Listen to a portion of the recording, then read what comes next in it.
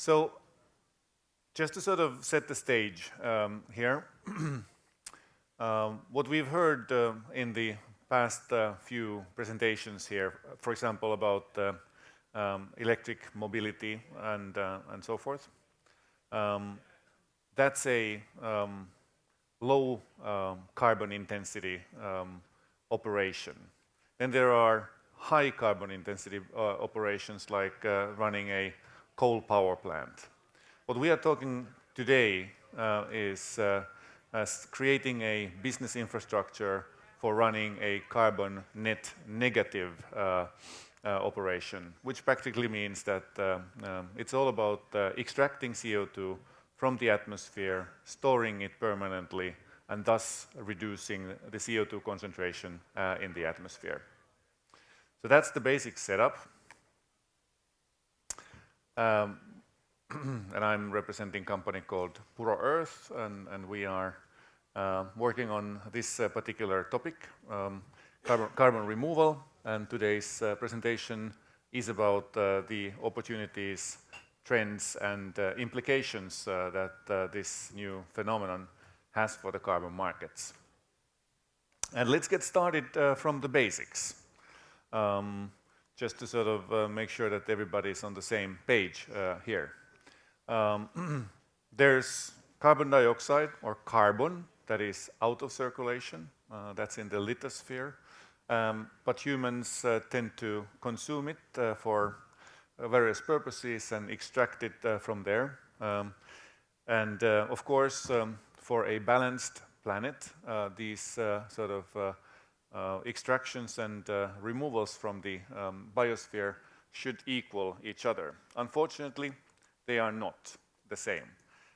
According to the latest IPCC report, 59 gigatons worth of carbon is emitted per annum, and the natural processes sequester approximately 20 gigatons per annum.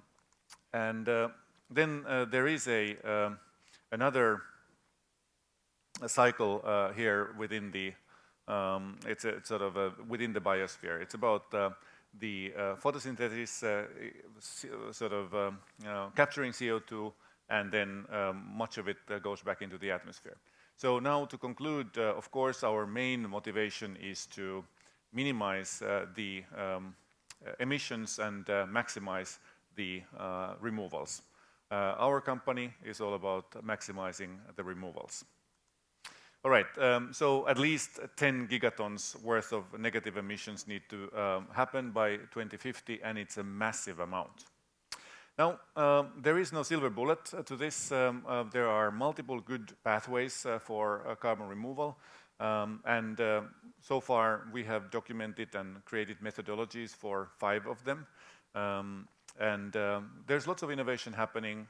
Much of it is still in need of sort of, let's say, proving it, and therefore we need to have a portfolio approach. Out of these 5 methodologies, there's 2 that are guaranteed durability of removal, at least 100 years, and 3 of them are in the geologic time scale of 1,000 plus years. Now, if we look at these figures over here, they are indicating the capacity of these methodologies. And if we need to get to 10 gigatons, we need to deploy many of these to a large extent. So, how does it scale? How do markets like this scale? Well, there are lots of factors that affect that. Access to, requirements for energy, land, and finance, and so forth differ from one methodology to another. There may be one process that requires a lot of land, another one that doesn't require any land but has a dependency on energy. And so access to that makes a difference.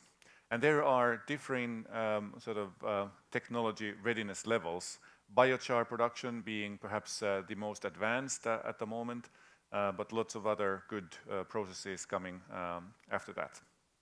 This is, by the way, from a study done by B0 Carbon. I suggest looking into it if you're interested in in this. So many of these are early stage processes, but then again, early stage means great opportunities. And building this massive capacity requires a lot of time and money.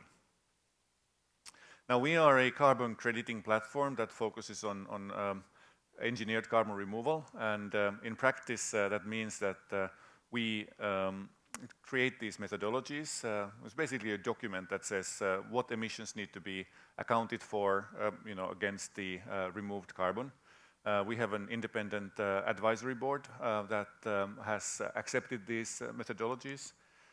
We manage and run a verification framework. We issue the CO2 removal certificates, or CORCs, based on the issuance, the audit reports that we get. We run a registry where the integrity and the life cycle of the certificates are managed, and then a global partner network to maximize distribution capacity of these carbon credits, carbon removal credits. We also, together with NASDAQ, we publish a price index to increase transparency in the market, and we'll collaborate with regulators. And furthermore, in opportunities like these, we of course want to promote the existence and benefits of high-quality carbon removals. Now, we also help suppliers get access to capital, and we offer an API for these partners, so to enable them to trade with as little friction as possible, and we offer also a portal for our suppliers and partners. These figures here are to demonstrate the development on the market. It's been rapid growth for the past couple of years. Of course, always in the early days, you'll see that the growth seems slow, but now it's been growing very rapidly, and there's a significant difference in carbon removals compared to other sort of traditional carbon offsets, which are large in volume, but trade with a very low price, say from $3 to maximum $10 per ton. On the lower left corner, if it was big enough, you'd see that the weighted average price is 145 euros per ton, which is pretty close to the social cost of carbon, which would be the right cost level if the externalities were internalized. And then here you can see that, growth has been exponential, and most of the buy-side activity has come from the US. Lots of things happening over there. On the supply side, many things across the globe, US, Canada, Scandinavia, also Australia becoming quite active. So interesting thing, it's a global market. Now, during the past half a year, we've got new projects popping up in Africa, Cameroon in particular, Brazil, Bolivia, and so forth. Now, it's always interesting to look at the crystal ball. What happens next on the supply side? So far we've been completely supply constrained. Just an example of for example, biochar projects. You invest a couple of million and you get a few thousand tons worth of removal capacity. Next generation of these projects will have a bigger investment, but then at the same time also the yield is much bigger. These are typically based on waste biomass streams that these companies have access to. These new methodologies that I mentioned earlier over there are inherently prone for bigger projects. So instead of few thousand, now we're talking about hundreds of thousands of tons worth of removal capacity per site per annum. And woody biomass burial and enhanced rock weathering, for example, can be up to 1 million tons per annum per year. So we only need 1,000 of those churning full speed to get to a gigaton. So it's easy to say a gigaton, but damn difficult to get there. Now, it's also good to know that carbon removal has become fundable for infrastructure and the VC funds. Now, on the demand side, we are seeing that the buyers have been pioneers. There's been a question mark on the integrity of the credits. Now, today, just a few moments ago, the Integrity Council for Voluntary Carbon Markets has released their core carbon principles, so it's very timely to have more structure on the market right now. And of course, for example, our company will apply for the endorsement of the organization now that that is available. There's buyer alliances that have huge stashes of capital in their back pockets. Somebody earlier today here mentioned about the age of declarations moving to an age of implementation. Now we're seeing that to happen also on the carbon removal market. Liquidity providers are now sort of from the traditional commodity side are looking at making large-scale advanced market commitments. Distribution is becoming much more systematic. There's still some room for brokerage, but new types of exchanges and marketplaces are coming and guaranteeing a lot more efficient type of price discovery and settlement processes. Yeah, so we are moving to much broader demand-side activity as we see. Now, just if you want to take something home, perhaps it's good to consider if your organization has access to, for example, a waste biomass stream that could be turned into a carbon storage.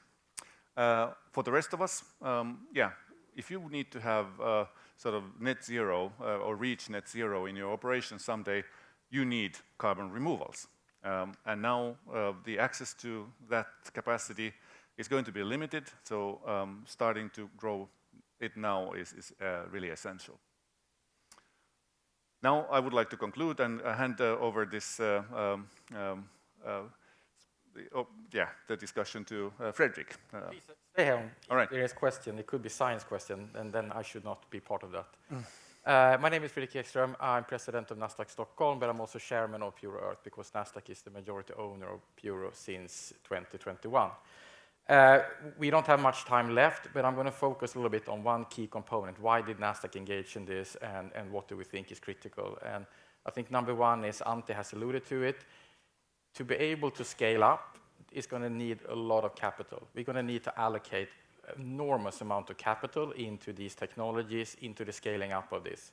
And there is public funding, absolutely, EU, US, we've talked about the IRA in the US, but it's not going to be enough, not even close. So the private market, the private investors needs to be the one that really drives capital into these markets, into these projects, technologies to scale them up. And I think that's where maybe a more traditional financial player like Nasdaq actually could play a role in partnership, of course, with Puro.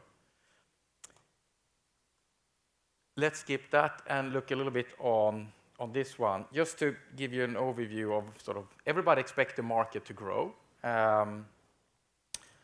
This is by 2030, we're talking about, I don't know, 1,000 million ton, still is nothing against the 10 gigaton that Antti talks about. So by 2030, I would say if we reach this is good, but we're not even close. So for this market really to sort of scale up and deliver these volumes, it's going to be a collaborative effort really across organizations like Puro and financial institutions, capital like major asset manager like BlackRock and Equal has to put capital into this for all of this to happen. If we look at the prices today, what we see, you can see that some technologies and some methodologies are more mature, like the nature-based and biochar, and you can see the sort of price band a little bit tighter. Prices have come down a little bit because the investment is done, and now it's more about scaling up. While some of the more advanced technologies who are more in pilot phase clearly has a very, very sort of wide price band, and I would say that some of these prices are not characteristic of the true value. It's more price points to showcase that something is ongoing. In the long run, we need prices to come together to be able to really create a market around this. And the last picture just showing one of these sort of price reference index that we have for biochar, and we compare it to the Euro ETS, the compliance market here. And we can see that they follow each other quite nicely, but there is a little bit of a uptick in the carbon removal versus the Euro ETS. But what needs to happen? And I think, I've been working in financial markets for 20 years.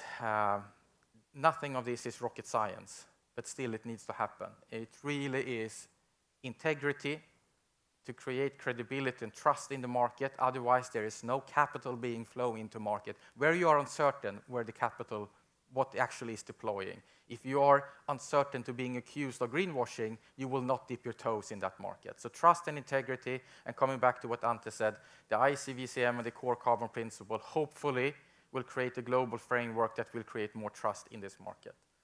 But also around claims. So for companies who want to engage in the carbon market, support these project technologies, buy carbon credits, use it to compensate for their residual emissions, those claims, what is the difference between the different type of carbon credits and what can you claim against? Transparency is always super important in a market. If you want to engage, you want to understand what the price is, you want to be able to get analytic and rating tools, and we need to build that infrastructure. It doesn't exist today. I would even claim that for removals, we don't even have a market. We have projects, we have players like Puro, but we don't have a functioning market. Liquidity is key to any market, and as Ante said, we are seeing the development of marketplaces. But one problem is that these marketplaces then connect to individual registries that keep track of the supply and the issued carbon credits.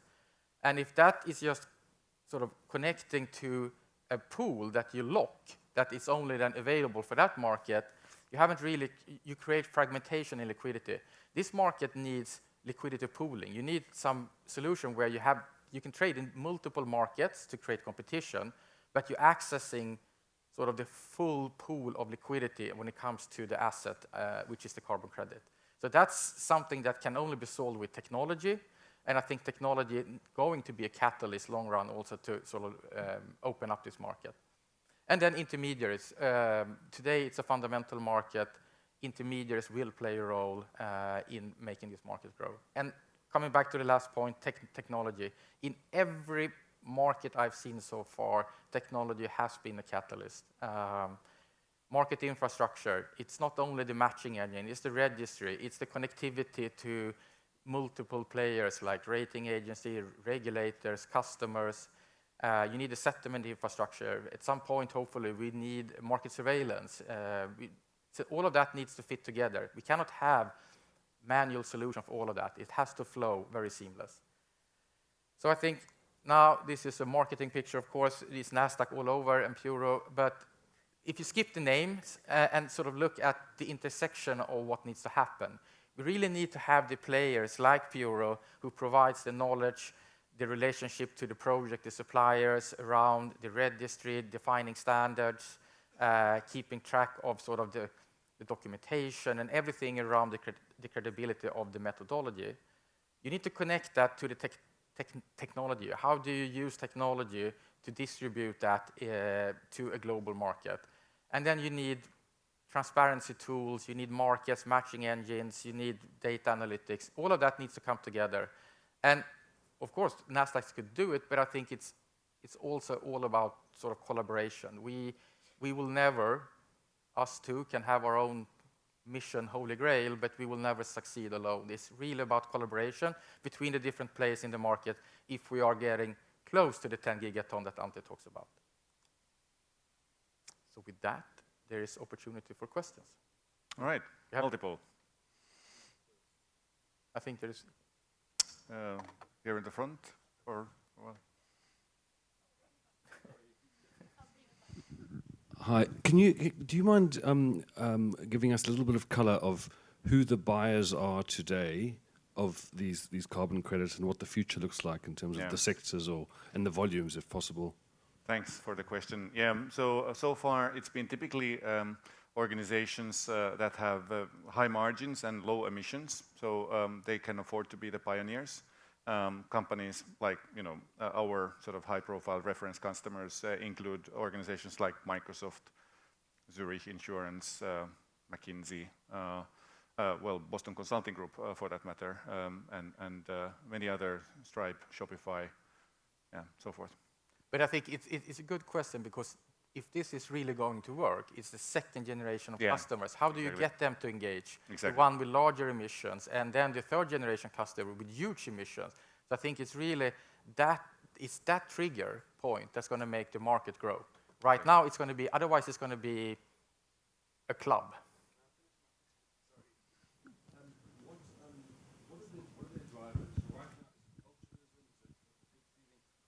What are their current drivers, and what will their future drivers be? What's legislation or consumer?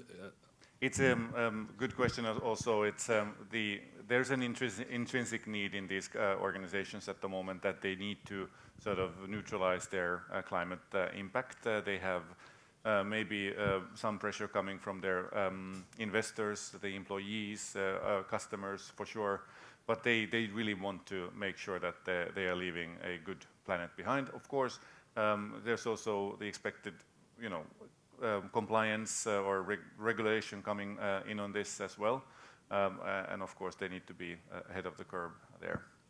We had one, I think he was first. Yeah, thank you. It's Lee Backhouse, Scottish Widows. We've recently made a call for the UK government to legislate for the regulation of VCMs. Now, you rightly point that out as the need for integrity within that market. We need to avoid a Verra situation. In the absence of that regulation, it's not going to happen overnight. What are companies like Puro Earth doing to instill that necessary level of confidence in asset owners so that we can actually start to divert capital in your direction? Yeah, well, I think it's really essential that there are these sort of accreditations, where sort of an independent body looks at the practices done by us, the standards, and give a sort of a stamp of approval. ICVCM, I believe, is going to be a very high quality actor in this front. ICROA, of course, as well. But so far, it's been sort of a little bit anecdotal. Sort of the pioneering customers have invested a lot of their time and effort into looking into, who are they engaging with, and many other buyers are then sort of following their lead. So yeah, it's an immature market in that sense right now, but it's developing exactly the right direction. And also, I would say it's not super bad that there is some actually things popping up, because it shows that the transparency in the market are increasing. So these things usually lead to change. Sure.